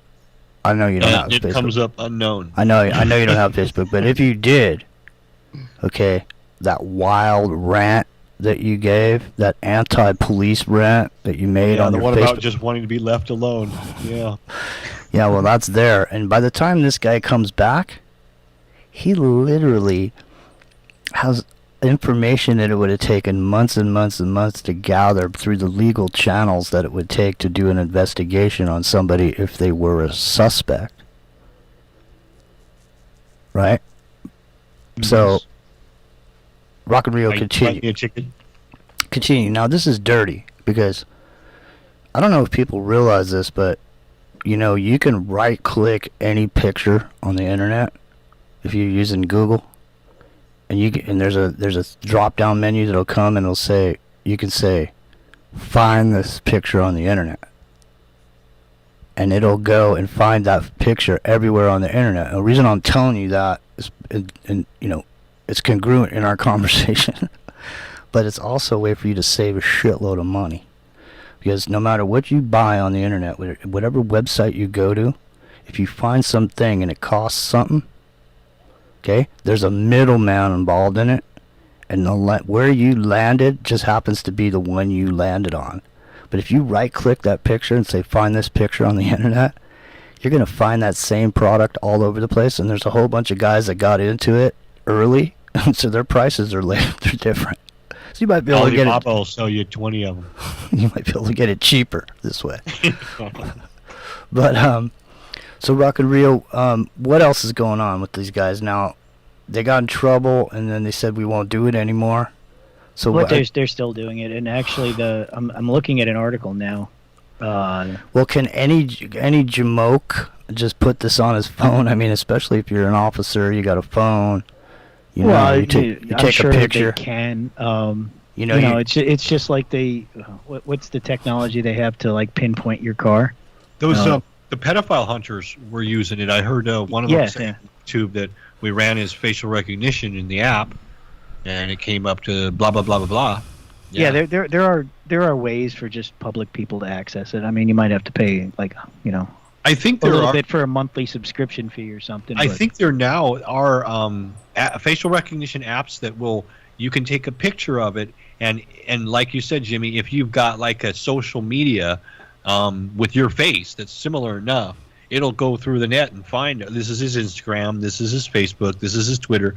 And a lot of times if you're using your real name, which most people do, I don't know why, but they do. Now you've got their life. And suppose, and let's just suppose, let's say there's a car gets pulled over. This cop has this here, and there was just a robbery.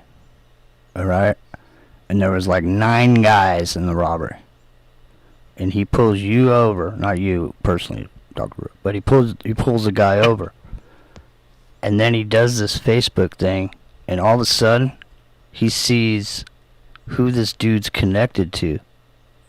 And then he looks at those pictures and he sees who they're connected to. And I mean, I'm telling you, ladies and gentlemen, within 10 minutes, I mean, you used to watch some gumshoe movie. It would take 2 hours for all this investigative work to try to come up with some kind of case or there whatever. Are tools that the investigators use to do just that. They'll go you can set it to 2 or 3 out. And if you go to like 2 or 3 out, let's say you talk to, that means like I'm going to look at everybody you've talked to on the phone, and then I'm going to look at everybody that they've talked to, and then everybody that their third person. That's so many people. The software that'll do that, and you could put in some, Boolean search or some common thing, and it'll go through all these and find out who, if they've got like geo tracking, of all these people, how many have been in this area at this time on this date. Mm-hmm. And you could go through like 1,000 people and go, okay, we've got 27 people that were here. That's why when you hear some dude on alternative media, some guy, and he's like, so and so, and I'm a whistleblower. You know what I mean? The thing is, man, there ain't no whistleblowers like that. That right there, in and of itself, is the same exact thing as what you're saying there. And look at where the people who've actually really leaked information are hiding, right? Some, guys like Edward Snowden and those guys, where they're actually in hiding for good reason. They've had to countries defect. without any extradition. Yeah, so the guy that down the street who's making TV appearances is probably not really spilling anything important. No, and I was watching this thing there. I mean, I was taking a look a while back at something called active measures. Mm-hmm. And these are internet gang stalking operations that go physical. And what'll happen, and what's been described as happening, is you're who you are. You listen to the alternative media, whatever, and all of a sudden, some dude shows up around your neighborhood and goes knocking on doors and says, "Hey, my name's Bob. I'm with the whatever agency it is, and you had this new neighbor move in over across the street, and we've had our eye on them for a while now, and we're not asking you to do anything. I mean, you're a patriotic American. We've seen, you vote regularly. I mean, this is a matter of national security. So what I'm going to do is I'm going to give you this little gift card here. And we're going to program it with a few dollars. As times are tough. I don't mind if you just, keep an eye on that house across the street. Oh, and also keep an eye on your children. Exactly, because then accusations get floated about this new person that moved in because little Bobby came over and asked him to do something to help him fix his bike or whatever. Listen, it's there's no, let me put it this way. We've heard a lot about the NIAC report. We've heard a lot about military people who said they wouldn't fire on Americans being singled out and then, ushered out, retiring early and all this. We've seen this attitude of, ultimately you say, they'd never fire on Americans, and they won't. Okay, but then is mind controlling you through a PSYOP operation on the internet any different than shooting you with a bullet. Because let me just say, Yeah, everything's weaponized. the Go ahead. military is on the internet. The military is on the internet in a way that you could only describe as, forces. I mean, there's a new, I don't know if you had a chance to see this video, Dr. Rose, called Ghosts in the Machine. No, it sounds interesting. Yeah. Well, I'll send you the link. Actually, Rio, you have it. Send it to Dr. Rowe. Now, this is it's called the 4th PSYOP Division. I was just talking about this kind of stuff last night on my show as well. Go Were you? ahead. Yeah, the 4th PSYOP Division from the Air Force. And they're at war on the internet. I mean, they show this. There's this video piece where after you see the video, there's no talking really. But once you see the video, you absorb what they're saying. There's a point where they show hordes advancing on horseback, and those morph into dudes sitting in Humvees. Mm-hmm. And then that morphs into this other thing, and eventually it morphs into a guy's fingers scrolling on a phone. And then what goes across the screen is it says, "Warfare has changed."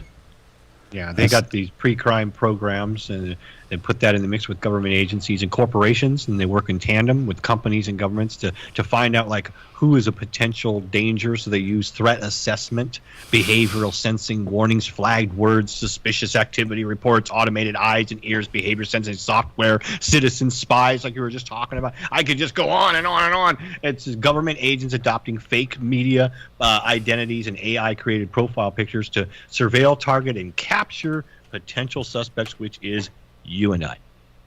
Mm-hmm. And all of a sudden, now that this thing happened in Texas, and there's a direct link to that Discord chat room scene and what goes on there, now they've made this the number one threat, is this subversive replacement theory talk that's going on in these chat rooms. And I'll guarantee you there's going to be 1 million new people in chat rooms around, so. Yeah, I think so. They might even, I could see that.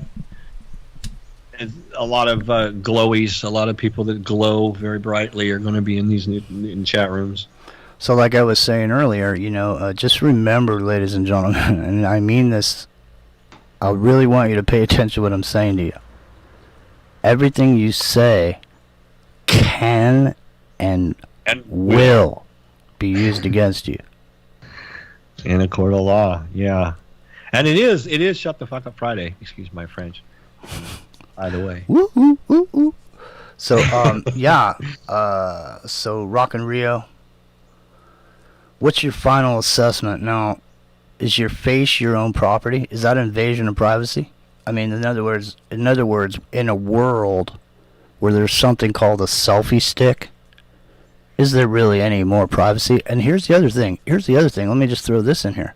Let's say Mandy Lynn takes a picture somewhere. She's over there by the fountain. She takes a picture. And me, Rio, and Dr. Rowe are over there behind the statue smoking a joint in the background. If we were doing that. Our faces would be in that picture too. So now we have been facially recognized in that space where she is.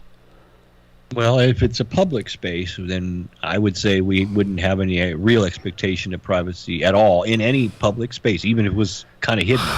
So I think you just hit the nail on the head, dude. Is that there's two things. There's privacy. Yeah. Which is absolute. Okay? And then there's perceived privacy. What did you just say a second ago? What kind of privacy did you say that was? Public space? Yeah. Public space, yeah. What kind of privacy? What kind of privacy is that?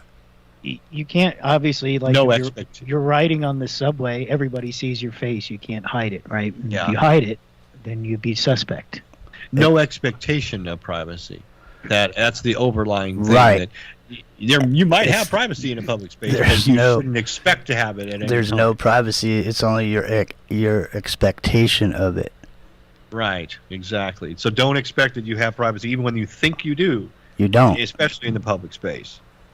No. If you're in your privacy of your own home or something, you would expect, to have complete privacy. And since money makes the world go round and nothing moves until something's sold, as long as you present whatever you're doing in the realm of marketing and sales, you could literally have dogs salivating when you ring a bell because they think they're going to get a treat. You could have your neighbor For how much it doesn't the same treat, right? Hey, this technology is not for governments anymore, ladies and gentlemen. It's for anybody who has the money to hire the company that can do it to you. Doesn't matter who you are. You could be a corporate spy. You could be somebody, you could be working somewhere and, all of a sudden somebody thinks you're a corporate spy, and all of a sudden these weird dudes in suits come and ask you to come to the conference room or whatever, and then you just disappear. Nobody ever knows what happened to you.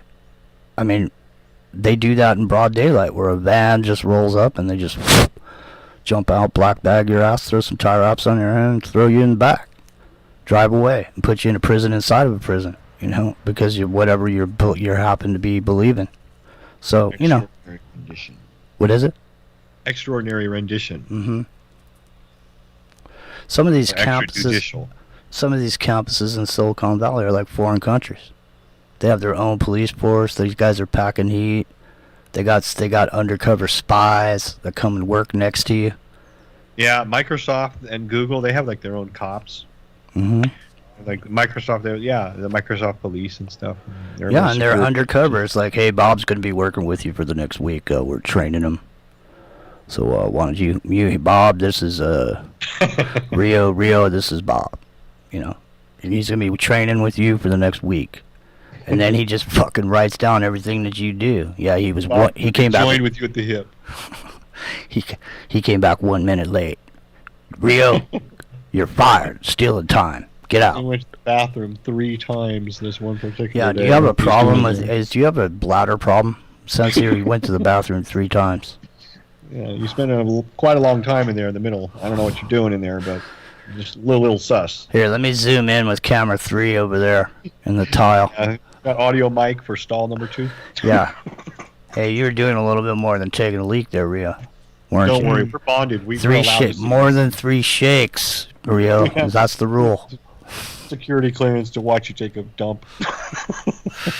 But I wonder though, like in a high security situation, do they do that? Yeah, they do that. Can they get past the whole no camera in the bathroom thing if you're in a specific situation? Well, let me just say, you sign your rights away. Let me just say, the job I'm working at right now, I can't say where I'm working, and I can't say what I'm doing. And here's the thing: I can't say where I'm working or what I'm doing because it's secret. And check this out: no cell phones inside. Period. The end. That's it. No cell phones. The end. No, so like you can't scroll. You can't go there at lunch and scroll. You can't bring the phone in the premises. And they don't want you doing any corporate espionage and snapping pictures and things and serial numbers, model numbers, and circuit boards or whatever the hell it is. Whatever it is, who knows what it is? People's faces, whatever. Yeah. And the resolution on these cameras, like if you took a picture, you can zoom in on it. We want to lay out of the area. Where's the front door? Where's the back door? Why would you want that? Especially like if you think about it, they have those gigapixel cameras, and some spy or some who knows, man. They just take a picture and then you can zoom in like Obama's 360 degrees. You can go if you go to gigapixel and look at Obama's inauguration. You can like zoom in on faces in the crowd. Yeah, I've seen those. They've got a few of those. They're really cool. I know. Well, just think about what we were just talking about in the facial recognition with those kind of gigapixel cameras that are they're installed all over the place and nobody knows it. You remember that's technology from way back. That's like, we're talking TRW with the eye in the sky. Mm-hmm. the keyhole satellites back in the 70s. You know, zoom right in on your license plates and newspapers. And now you can read a newspaper from a satellite, right? Now they can see your electromagnetic signature. I mean, from space. Well, they can right tell what through kind the of building. gas you. They can tell what kind of gas you have in your car. Satellite. They can tell if you fart what you had for lunch. So last year I paid nothing. The atomic structure of the vapor coming out of your orifice. You know, I mean, and the thing is they've even figured out a way to tax that. So, I don't know, man. We've gotten to a point where if the government wants to take your temperature, they pretty much can just tell you to bend over, even on the side of the road.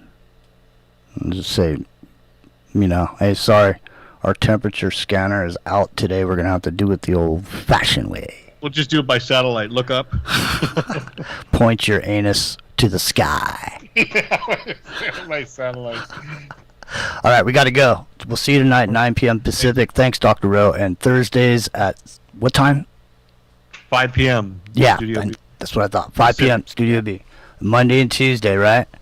Crypto Corner. Mondays and Tuesdays, 1 p.m. Pacific on Studio A. There you go. All right, we're out. See you tonight. Ciao, ciao.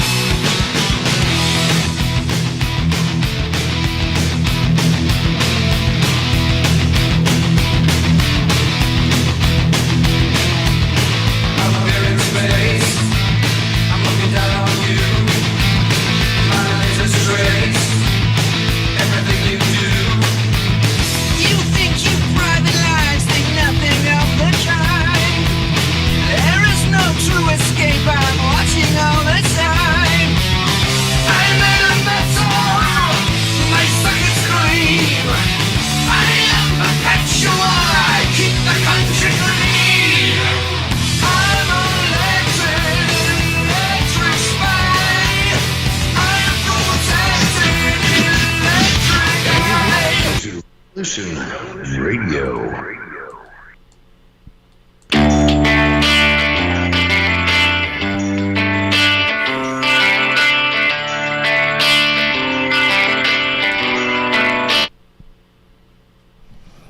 Uh-oh, there goes Revolution Radio. All right, Rockin Rio, you there? I am here. All right, well, listen, stand by. YouTube, it's time for me to exit stage right because it is hotter than hell, and I am sweating like a pig. You squeal like a pig, boy. That was a good show, though. Where did Dr. Rowe leave? Yeah, Dr. Well. Yeah, I think he did. I think he did. All right, well, thanks, Dr. Rowe. All right, so we'll see you guys tonight with Rockin Rio's Reverse Perverse Circus and much more. Epic Journeyman will be here. You're going to be here. We'll all be here. And then soon we'll be able to go over to the main channel. And then whoosh, maybe tomorrow, right? hopefully. We can go to the main channel tomorrow, but we might not have Super Chat. Ah, well. All right. We'll see you guys later.